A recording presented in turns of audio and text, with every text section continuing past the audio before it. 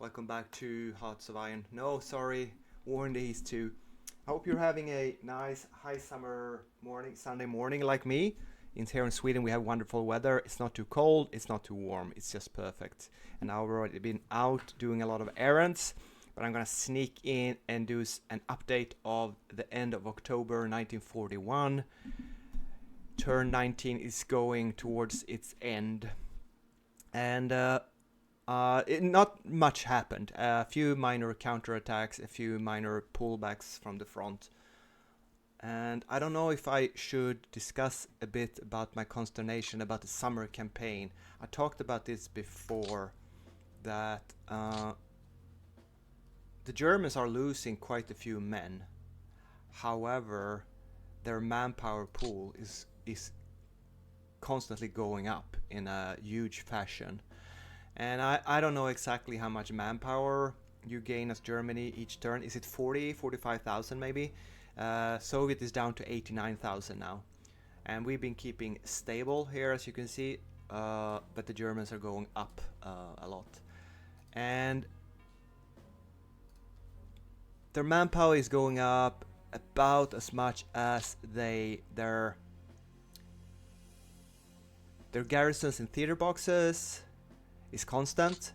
The map is going down steadily, which makes sense. You take a bit of combat losses, but there's also attrition and replenishment, etc.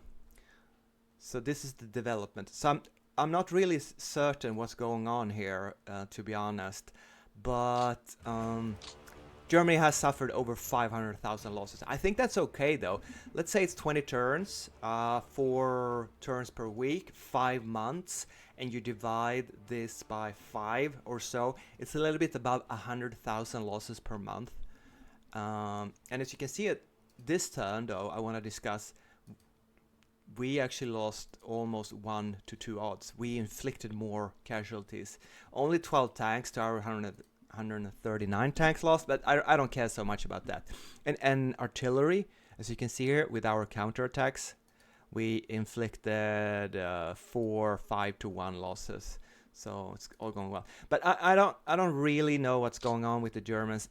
Of course they're weaker. They should be after the entire summer of 1941. They should be weaker overall. However, how much weaker they are, I am considering changing their the AI's difficulty settings, which would be here. As you can see, we run 120 for the Germans. Either I increase this or I give them some early and late war bonuses. I don't know if 5% increase or 10% here corresponds exactly to a... I guess, alright, so I guess if you set +5 here and you run this at 100, it's the same. But going from 120 to 125 difficulty, would that be the same as setting 5 increase here or 10? I don't know, but I'm considering either at the beginning of the blizzard, 1st of December, at the 1942 year's end, or turn 20. I haven't made up my mind. Please let me know in the comments if you have an opinion about the AI long term in a campaign. I don't think many people play the Soviets versus the AI this far, so it's gonna be hard to find information. But I'm seriously considering pushing up the difficulty level sooner or later. Anyways, Leningrad, not much to say here really, because we didn't have any attacks at all this turn with the heavy mud. I pushed over a new, rather strong division into Kronstadt Island Fortress, and I'm planning to put it inside, so I have 3 divisions in Oranienbaum. I don't know, 2 has been working fine so far, but I do have surplus forces in Leningrad, so I'm sending another division in here. And I have really beefed up my defenses inside the city hexes of Leningrad itself. I have very large divisions with the largest support units I can find there. So even though one of the hexes only has a level 3 fort instead of 4, I hope it's gonna hold. And maybe during the blizzard I remove one division and place a fortress zone and try to improve it increase the size of the fort from 3 to level 4. But that's kind of risky move now with snow, because attacking during snow is not much worse than attacking in clear. So I really want to hold these hexes here. My newly occupied hex without the high fort level is up to 32 defense here. I beefed it up with some support units, but I'm hoping to hold this light forest hex during the winter. And my newly occupied hex here is holding. I do have some cavalry coming up here, and I plan to use them to keep these forts alive in the back line here. It's level 3 and level 2, and I don't want to lose them, and I don't have the admin points to put forts here, so I'm going to use placeholder cavalry divisions here. Unfortunately, these are really good cavalry units, so I want to replace them with bad infantry or bad cavalry just sitting here holding up. Because if you remove all troops, forts are going to decay unless they're level 4 in a city. Then they don't decay, as far as I know. I found out that the 33rd Army here has some very tired division. They haven't been fighting, they've just been sitting here attritioning away for many weeks and months. And I really need to find some forces to do some replacements here. I've been so focused on the northwestern front being trashed in this part of the front, so that I haven't really examined their fatigue and strength levels. And they're low strength as well. They've just been attritioning away their troops. So the 33rd Army needs reinforcement. But the good news is Northwestern Front is finally somewhat stabilized. If you check the defense values all along the front, you can see we're up from 12 to 20, between 10 and 20, something like that. I don't want to abandon these forward forts because they have high fortress level now. But I would like to, you know, he has a panzer division here. Why doesn't he encircle me? Because he's AI and he's stupid and he's bad. A human player, I could never play like this against a human opponent. I would have to fall back. And there is a bit of a gap from the strong line here with only 5 defenses, weak divisions, newly arrived, haven't dug in properly. But I went up here and found 2 newly arrived naval brigades that are in this corps headquarters, and next week I will attach, and they are like 4,000 strong, so that's going to reinforce these 2 divisions properly. But let's remove that, and I'll show you. These are strong hexes, and these are fairly strong hexes, and these are fairly strong hexes. I guess this cavalry could be stronger, and these need reinforcements. But hopefully we can hold this line for another week. Yes, we only got 1 proper week of heavy mud. It's basically mostly light mud now. It's not a lot of heavy mud, and next week we're heading into winter. So we had an incredibly short Rasputitsa in this war. I do have 2 bad divisions sitting in Kalinin and Vorchok now. I do feel strong enough to spread out some low quality divisions to just and I have a cavalry inside Rejev next to the fort, so I do plan on replacing them with fortress zones when I have more admin points to spare. But I do feel strong enough now on the map compared to the Germans' offensive capability to kind of keep some backline garrisons. Also, my theater boxes are almost at 100% all over the place or above. Western Front, strong, but quite a bit overstacked with 80 over 72. And I replaced a leader here on the Neva OPGR army from the Leningrad sector. It was one of the worst leaders, and now it is commanded by General Kirill, and he's a tank leader. He's got 5 mech and 5 infantry, so he can command both, but I'm gonna use him for the 10 or so tank mech divisions refitting inside Moscow. I got a very stupid bad division here. The 3rd Communist Moscow, 5,000 men, 45 national morale.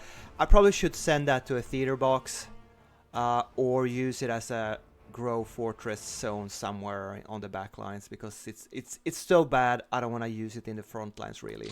I haven't decided what to do with it yet. Yeah, we pulled up and reoccupied this hex, which the Germans pushed us back from a couple of weeks ago.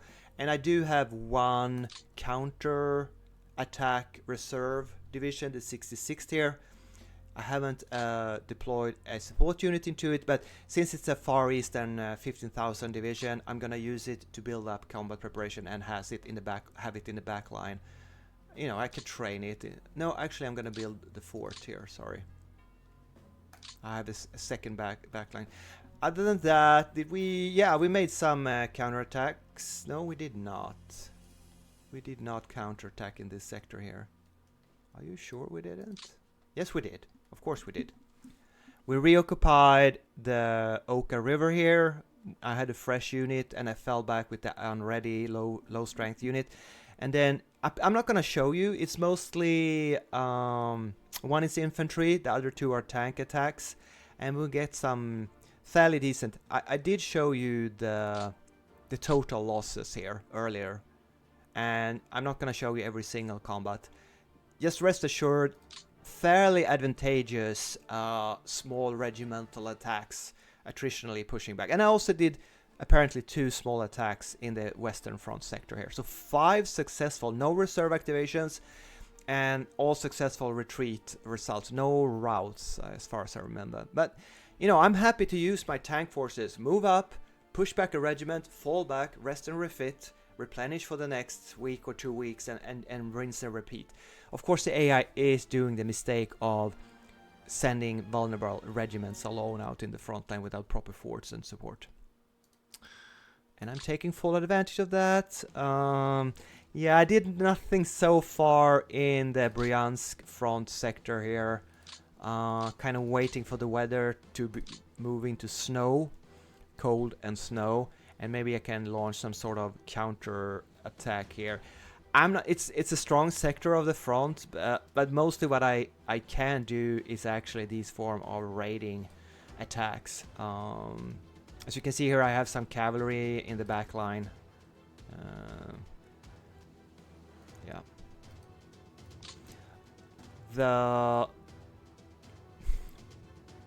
What's the name of this town? The Lipetsk front sector here, under the pretty crappy 17th Army commander. Is only strong because the Germans isn't pushing. And I have stabilized the Voronezh sector now. I have 3, even 4 strong divisions around the... Yeah, sorry. What the hell? What the fuck? I have 4 strong divisions, 1 in each province here. No, 3. No, 3. What I prefer to do is keep them behind the front line, like the 31st Rifle Division, and have them rest and refit. Now I have it on reserve, build up combat preparation, use it as a counter-attack force, while my weak divisions are sitting in the front line taking the punishment. But I've had to plug the gap and send in some fairly strong divisions into the front line here, just to maintain the river line. But the 15th Army is now stronger. That has been, the crisis has been averted. 100,000 strong, 1,400 guns, and hopefully we can hold the river line. Although the weather, unfortunately, we don't have any heavy mud in this sector, so there could be Axis attacks across the river. My main concern here has to be to defend this rail line down to this supply depot here, and so far I've been successful. I have a forward bulge here. I have pushed up newly arrived weak infantry divisions along with some cavalry slowly falling back. So, and I have my other new army commander, the 56th Army, got replenished with General Maslenikov, which is a 5.0 average, so he's really good. He's not a tank commander, but he's got 6 morale, 6 admin, and 6 infantry. I think the 6 admin is going to come to use here because I have so many forces that needs to reorganize. I was checking out a 7 admin leader that I had available to replace him with, but he just didn't have the other stats that I wanted in his sector. So, but you know, it's looking better. And as usually, I try to maintain at least 4 artillery support units in each army and 1 mortar support unit battalion. So, and I so far I can't really, except in certain exceptions, I can have 5-6 artillery, but it's only on Kerch, something around Leningrad's very threatened sectors. Otherwise, if I am to maintain 4 artillery regiments on the army headquarters, I can't afford more. I'm just repairing and refitting and training new artillery. But 4 is okay. So the 56th Army immediately was reinforced with 4, and I keep 3 sapper battalions and 1 mortar battalion on them. This is my standard setup for army headquarters. So unless I mention something, it's a weak army, it's a newly arrived army, you can count on every army headquarters having this composition of 4-3-1. All right. Enough said about that. And then, of course, the quality is going to vary. There could be some weak and stronger artillery, some more experienced and less experienced, but I really don't fiddle around with that. As long as they have the highest possible national morale and experience, and they don't have too high fatigue, and they don't have too low strength, I just send them to any army headquarters. I try to keep 2 core headquarters in each army and a mix of others. But, you know, I'm not too bothered with the exact composition of... I have been saving up a couple of artillery regiments that has changed their TOE so that they have 130, 140, 150 over strength. But I guess they're not that much stronger than any regular 48 gun regiment that you can find. So, I don't know. I should probably use them on the map while I can. Sorry, that's a lot of yapping. We have now 2 strong counterattack potential reserve divisions, the 180th and the 99th. Yes, they only have 51 morale, but they are good strength, and I've railed them in, and I intend to rest and refit them here behind the front line and don't have them ground down by front combat. And yes, I put tank battalions. The tank battalions are an eye sorrow because I am lacking these T-60 tanks. I don't know, but it's quite easy to get the 9 medium tanks into the tank battalions. And I do think experienced players say, hey, why don't you just abandon them? They cost vehicles. You don't need these guys. But yet, I have more medium tanks than I need, and I do have plentiful of vehicles, trucks for now. What I'm lacking are the light T-60 tanks. So anyway, 9 tanks is better than nothing in my mind for a counter-attack force. Anyways, it's good to see that we have, because this sector has been so under strength for such a long time here, the Kharkov sector, that having just 2 reserve divisions, it feels wonderful. And I did make 1 spoiling counterattack here in this sector. It was quite a large one. I used 5 divisions to attack because it was a full division. Yeah, that's why. Did I also use... Yeah, I think did I use... Oh, 2 cavalry divisions as well. So I threw in the kitchen sink against this 75 infantry division. And even though I attacked with 6-1 odds, yeah, I got an 11-1. I lost 35 tanks, but it's well worth it, inflicting 500 infantry losses. And, you know, here I kind of wanted to push back the Germans 1 more hex, to be honest. But I realized after this, I was kind of spent, my forces, and I fell back and abandoned this entire sector here. I moved 1 isolated division from Kharkov last week, and now it reconnected with the river line here. So if, it's a big if, this division here, the 19th Rifle Division with 12,000 men, it has 52 national morale, It has a cadet naval infantry brigade. This was the best support unit I could find this week. It only has a 48 morale, but it's quite full, and it's a 5.5k. Have you seen such a strong support unit? So I really hope I can hold this, and it's a level 2 fort, almost. So if I'm really lucky, I will hold this hex, and the Kharkov garrison, the 293rd, with its airborne corps. Airborne corps? Oh, shit. It doesn't have a support unit. So I hope these 8,600 men can escape this pocket. I would be very satisfied if that was possible.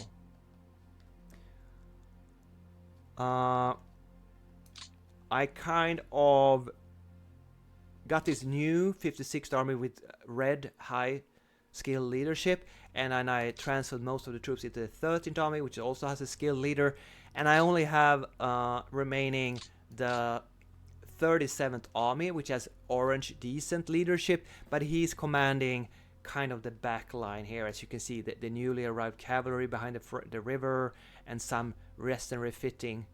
So I'm trying to use my best commanders for the front lines to lessen the casualties there, and then rest and refit and maintain and build fortresses with my orange second level army headquarters here in this sector. I am not sure what to do here. I'm just trying to evacuate the Kharkov garrison, and then I probably could just abandon these two garrisons and run away. I mean, is it worth fighting? The terrain is rather horrible here. There's nothing for me to defend except the depots and the river line itself. I could very well fall back to Milervo Air Base here and Boguchar. You can't put a depot in Boguchar because there's no railroad connection to the city. It's a very weird town. But I am uncertain what to do here in the Kharkov sector. I do not have any plans really to use the blizzard to push back into Kharkov. Yeah, it would be very nice, of course, but I'm not setting up for a strong counterattack here. Maybe my goal should be to reoccupy this river line during the winter. That could be a goal. So maybe that's why I'm staying put here. We'll see what happens. I think the Germans are just very much stronger than I am. If you check out, you can see here he has some full-size division stacks all over the place here. He's done a very heavy push in this direction. So I'm really not in the mood to fight him. Anyway, sorry for the long-winded expose of the Kharkov sector, which would be the central front. No, of course. This is the sector of the southwestern front under Budyonny. Budyonny southwestern front commands 325,000 men, which is rather weak for a front. I mean, it should be more up towards, say, 400,000 for a normal, and maybe 5,000 artillery. So yes, it is a bit under strength, this sector, for sure. But when it comes to fatigue, I was extremely under pressure and falling back. Yeah, you do have a couple of very exhausted divisions here, but I would consider, you know, it's probably in better shape, both strength-wise and fatigue-wise, than it was 1 or 2 weeks ago, considering I rested up a bit during the bad weather. I am discussing this sector because it has been a crisis sector for a couple of weeks. The Battle of Kharkov is kind of over. We lost it, but it wasn't a disaster. Then we move on to, yeah, we did we do any counterattacks in the south? Yes, we did. We pushed them out from Konstantin. We used our nice tank army. This army has been winning a lot of small skirmishes here in the south.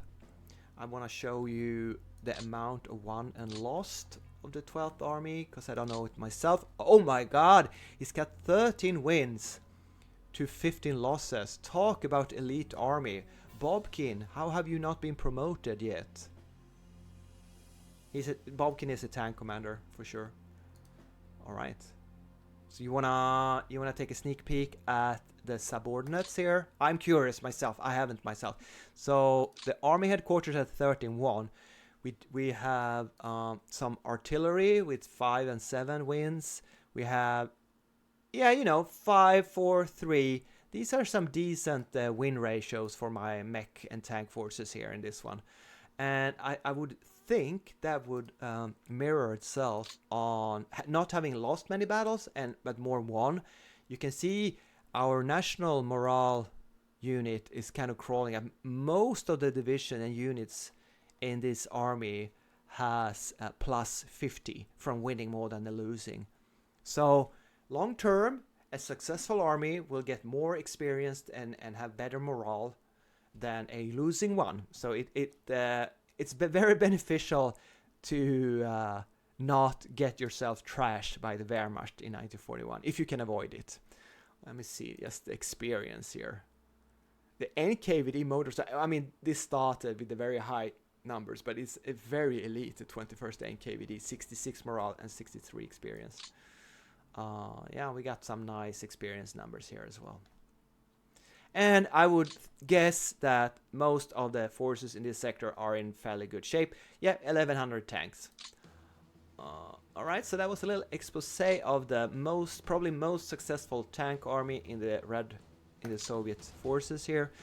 I managed to change around so that the 21st Army with an orange level skill leader around 4.0 took over the command of the southern part of the Stalino front, and I pulled back the 18th Army with its green 3.5 leadership to take command of the Rostov reserve forces here.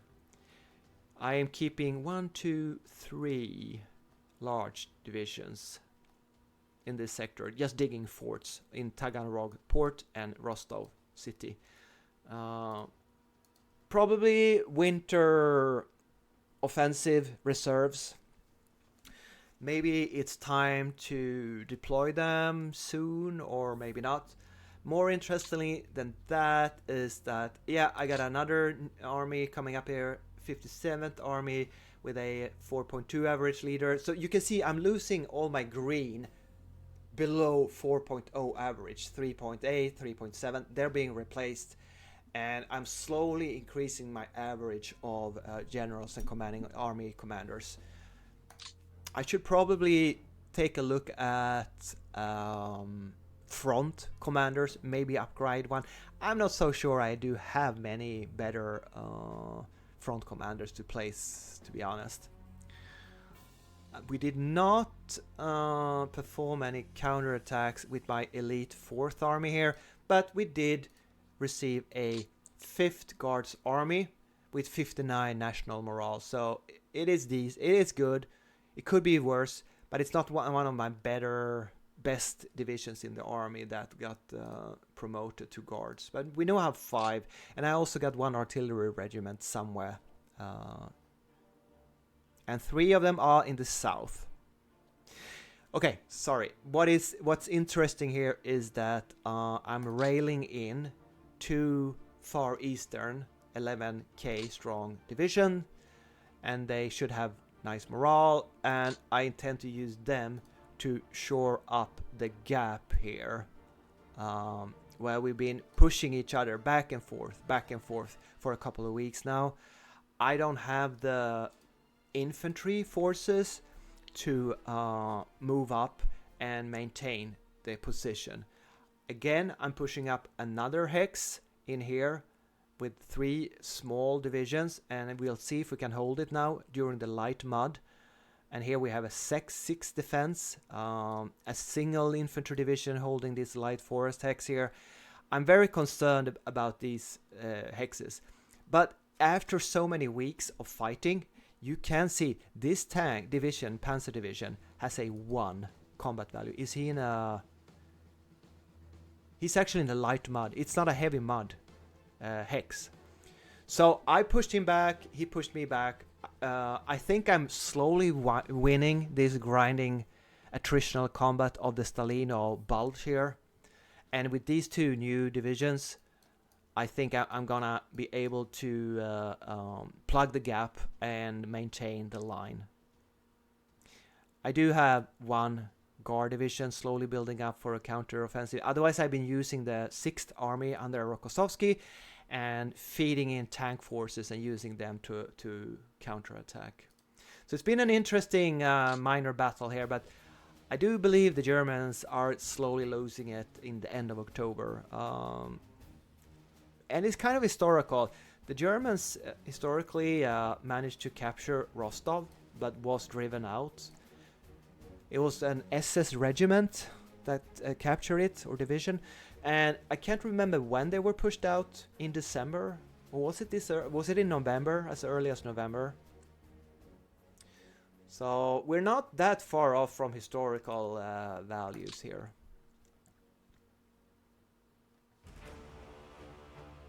Nothing new really on Kerch, except we're digging in and defending. I don't know how long I'm gonna make this.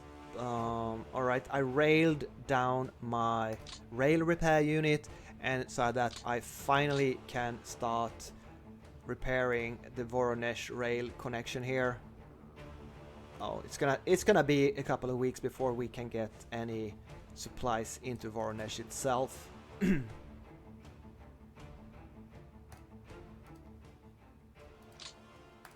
Oh, and I received my my second, or I am going to receive my second radio repair unit. Is it the next week it arrives? Yeah, I think so.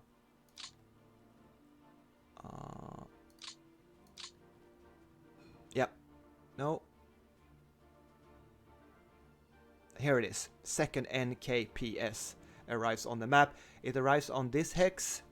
Oh, at Murom or Artsamas, somewhere around here. All right. That's fine. So next week. Wait. Oh, turn 20 next week. Sorry, I haven't had my enough morning coffee. It seems I have one more division. Oh, look at this. It is a... oh, I haven't moved this guy yet. All right, we have the 65, 65th Far Eastern 50 morale unit. Okay. I don't know where I'm going to ship him off to. I have one orange army that is going from the south, and I guess I am going to replace him with this stupid green beginner army, low leadership, next week. But since the Germans have cut off this railroad line here, the closest I have to route all rail connections through this city here, Saransk. So a winter offensive objective would certainly be to recapture this rail line. That is a very strategic and operational, realistic goal to do, actually. All right, so I am going to commit forces to Ryazan sector, not only to damage the German army and encircle and push him back, but also actually for the strategic purpose of communications. Nice, that feels that's very good. So let me know, where would you commit the 65th Rifle Division if you were me for the coming weeks? But that's about it. Not really super exciting. Okay, I do have one mountain cavalry, 6,000 strong, moving on rail. How far is it gonna go? Oh, it's just, I don't know where to put it.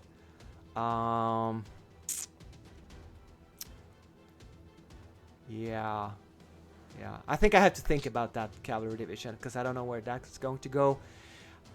Should I use it to kind of try to have some mobile forces on Kerch for the winter offensive, trying to punish the Romanians?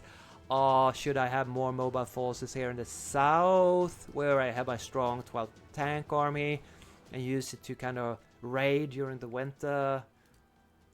I kind of don't want to use cavalry to just sit in the line being demolished by attritional warfare in the Stalino gap here. So I don't know where to put it.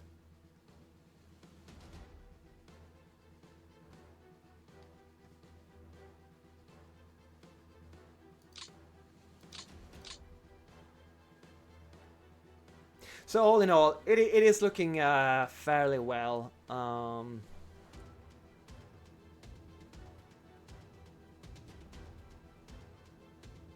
I think I'll save for turn 20 an overhaul of different stockpiles and production and how many tanks of each kind. So I don't bore you to tears with too much detail.